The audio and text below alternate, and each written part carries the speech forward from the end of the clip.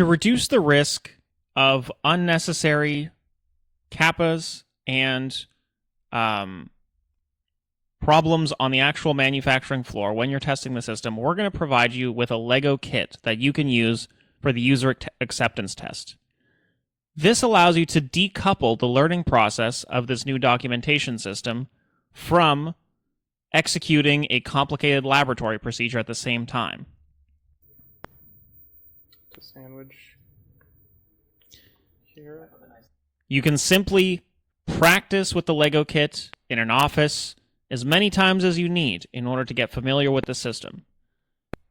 Execute the user acceptance test using the Lego kit.